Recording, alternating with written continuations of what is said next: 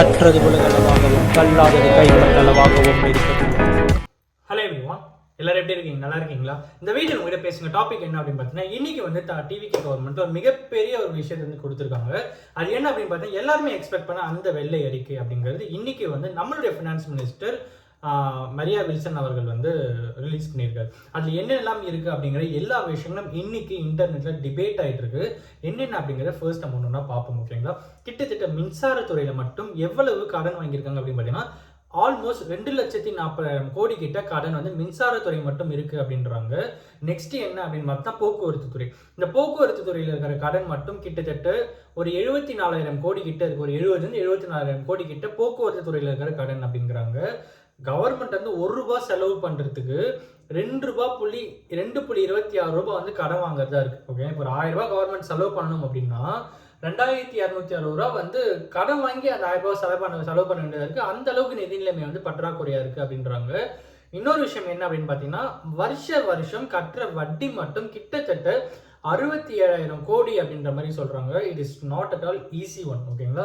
இவ்வளவு கடன்கள் இருக்கு அப்படின்னும் போது, ஸோ மொத்தமா எவ்வளவுதான் கடன் இருக்கு அப்படின்னு பார்த்தீங்கன்னா, கிட்டத்தட்ட 13.18 லட்சம் கோடி வந்து தமிழ்நாடு வந்து கடன்ல இருக்கு அப்படிங்கிறாங்க. பொருளாதாரமாகவும் பயங்கரமா வந்து பின்னடைவு இருக்கிற மாதிரியும், இன்னொரு பக்கம் வந்து எக்ஸ்போர்ட் லெவல்ல அப்புறம் வந்து பிசினஸ் ரீதியாகவும் வந்து பெரிய இம்ப்ரூவ்மெண்ட் இல்லை அப்படின்ற மாதிரியும், கடந்த 5 வருஷத்துல மட்டும் கிட்டத்தட்ட 5 லட்சம் கோடி விட கடன் வாங்கியிருக்காங்க அப்படிங்கிறதும், இன்னொரு பக்கம் என்ன அப்படின்னு பார்த்தீங்கன்னா, இந்த 13.18 லட்சம் கோடி ஒரு பக்கம் வந்து முதலீடு மூலதன செலவுலாம் தாண்டி நார்மல் எக்ஸ்பென்சஸ் இருக்குல்ல. இப்போ கவர்மெண்ட் வந்து சேலரி கொடுக்குறது, இந்த மாதிரி சின்ன விஷயங்களா இருக்கும். மூலதன எக்ஸ்பென்சஸ் கேபிட்டல் எக்ஸ்பெண்டிச்சர்ஸ். இந்த கேபிட்டல் எக்ஸ்பெண்டிச்சர் இதெல்லாம் வரும் அப்படின்னு பார்த்தீங்கன்னா, ஒரு பில்டிங் ஃபார்ம் பண்ணுறது, அப்புறம் வந்து பார்த்தீங்கன்னா இந்த ரோடு போடுறது, இதெல்லாம் மூலதன எக்ஸ்பென்சஸ். அதெல்லாம் இல்லாமல் நார்மலாக இப்போ சேலரியாக கொடுக்கறது, இந்த மாதிரி நார்மல் எக்ஸ்பென்சஸுக்கே வந்து கடன் வாங்குற அளவில் வந்து இருந்திருக்கு கவர்மெண்ட் அப்படிங்கிறத வந்து இந்த வெள்ளை அறிக்கையில் வந்து கொடுக்கப்பட்டிருக்கு. இன்னொரு விஷயம் என்ன அப்படின்னா, மொத்தமாக வாங்கின கடன் வந்து 13.18 லட்சம் கோடி. அதில் போக்குவரத்து துறையில் 74,000 கோடி, மின்சாரத்துறையில் 2,40,000 கோடி கிட்ட இருக்கு. வருஷம் கட்டுற வட்டி 67,000 கோடி. ₹1 செலவு பண்ணுறதுக்கு ₹2.26 வந்து நம்ம கடன் வாங்குற சுச்சுவேஷனாக இருக்குது.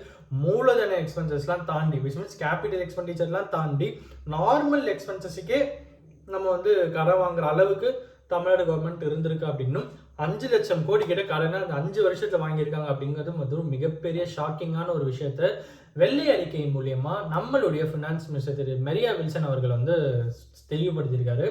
அவர் வந்து கண்டிப்பா இந்த மாதிரி விஷயத்துல என்னென்னலாம் ஆகும், என்னென்னலாம் சைடு இம்பாக்ட் இருக்கும், இது வந்து மக்கள் எந்த அளவுக்கு பாதிக்கும் அப்படிங்கிறது வந்து ரொம்ப ரொம்ப முக்கியமான ஒரு விஷயம். எல்லாத்துக்கும் மேல இன்னும் சொல்லணும் அப்படின்னா, சீங்க பாருங்க, நிறைய பேர் வந்து இதை பத்தி சில விஷயங்கள் புரியாம இருக்கு. அது என்னன்னா, கவர்மெண்ட் கடன் வாங்குறது அது நமக்கு என்ன பண்ணுச்சு, நம்மளா கடன் வாங்கணும் அப்படின்னு சொல்லிட்டு நம்ம இருந்துட முடியாது. நம்ம அன்றாடமா நம்ம செலவு பண்ற எக்ஸ்பென்சஸோட ரேட் ஏறதுக்கு வாய்ப்புகள் அதிகமா இருக்கு. அண்ட் இன்னும் முக்கியமா கவர்மெண்ட்டோட சப்சிடிஸ் குறையறதுக்கு வாய்ப்புகள் அதிகமாக இருக்குது. கவர்மெண்ட் ஸ்டாஃப்ஸுக்கே வந்து பார்த்தீங்கன்னா ரிட்டையர்மெண்ட் பெனிஃபிட்ஸ் அதில் டிலேவாக கிடைக்கிறதுக்கு வாய்ப்புகள் அதிகமாக இருக்குது. அண்ட் எல்லாத்துக்கும் மேலே இன்னும் சின்ன சின்ன எக்ஸ்பென்சஸ்லாம் தாண்டி கவர்மெண்ட் கொடுக்குற சப்சிடிலேருந்து எல்லாம் போக நம்ம பேங்க்கில் வாங்குற இன்ட்ரெஸ்ட் விகிதம்லாம் இருக்குல்ல, அதெல்லாம் ஏறதுக்கு கூட வாய்ப்புகள் வந்து அதிகமாகவே இருக்கும். கவர்மெண்ட் கடன் வாங்குறாங்க அப்படிங்கிறது வந்து கவர்மெண்ட்டுக்கு மட்டும் வர விஷயம் இல்லை, கவர்மெண்ட் மட்டும் பாதிக்கிற ஒரு விஷயம் இல்லை. கவர்மெண்ட் எப்படி கடன் வாங்குறாங்கன்னா, எங்க ஸ்டேட்ல இவ்வளவு இருக்கு, இவ்வளவு ஃபெசிலிட்டிஸ் இருக்கு, இவ்வளவு மக்கள் தொகை இருக்கு, இங்க இருக்கிற மக்கள்லாம் இவ்வளவு சம்பாதிக்கிறாங்க, இதெல்லாம் கணக்கு காமிச்சுதான் கவர்மெண்ட் வந்து அங்கே கடன் வாங்குறாங்க. ஸோ அப்படி இருக்கும்போது அது கடைசியாக யார் மேலே போய் விடியும் அப்படின்னா, நம்ம கிட்ட தான் வந்து முடியும். ஓகேங்களா? இப்போ நம்ம வந்து ₹1 டேக்ஸ் கொடுக்குறோம் அப்படின்னா, நாளைக்கு வந்து ₹3 ₹4 டேக்ஸ் கொடுக்குற மாதிரி வரும். முன்னாடி 60,000 பர் கேபிட்டா ஒரு ஒவ்வொருத்தர் தலையிலையுமே இருந்த வட்டி, கடன் எவ்வளோ இருந்ததுன்னா கிட்டத்தட்ட ஒரு 60,000-70,000 இருந்து. பட் இன்னைக்கு வந்து 1.25 லட்ச ரூபா கிட்ட இருக்கு. ஓகேங்களா? இப்போ நான் வந்து 1.25 லட்ச ரூபா என்கிட்ட இருந்து கவர்மெண்ட்டுக்கு வந்து வரணும். ஓகேங்களா? நியாயப்படி வரணும். எப்படி வரும்?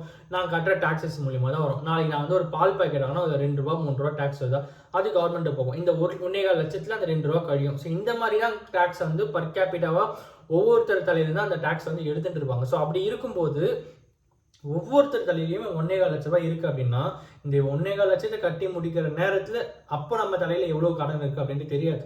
ஓகேங்களா. நாளைக்கு நம்ம வந்து ஒரு கார் வாங்கலாம், பைக் வாங்கலாம். ஸோ அதில் பெரிய அமௌண்ட் நம்ம வந்து டேக்ஸாக கட்டியிருக்கலாம். ஸோ அந்த டேக்ஸ் வந்து என்ன ஆகும்னா ரிட்டர்ன் வந்து கவர்மெண்ட்டுக்கு தான் போகும், நம்ம சார்பாக போயிடும். பட் இருந்தாலும் அந்த நேரத்தில் கவர்மெண்ட் திருப்பியும் கடன் வாங்கினா திருப்பி நம்ம மேலே கடன் ஏறும். ஓகேங்களா. 1.25 லட்ச ரூபா நம்ம மேலே இருக்குது, நான் நாளைக்கு 1 லட்ச ரூபா கட்டிட்டேன், 25,000 தான் என் மேலே இருக்குது கடன் அப்படின்னா, நாளைக்கு கவர்மெண்ட் கடன் அதிகமாகனா திருப்பி அந்த 25,000 50,000 முடியும். திருப்பி அந்த கட்டத்துக்காக நான் ஓடுற மாதிரி இருக்கும்.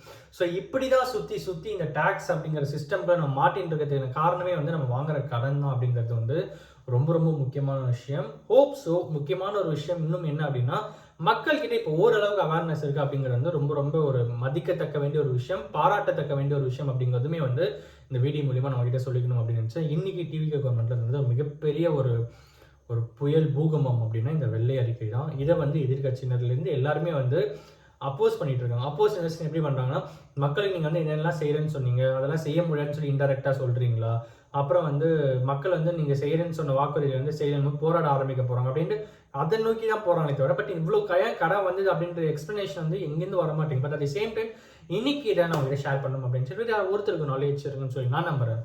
Thank you so much.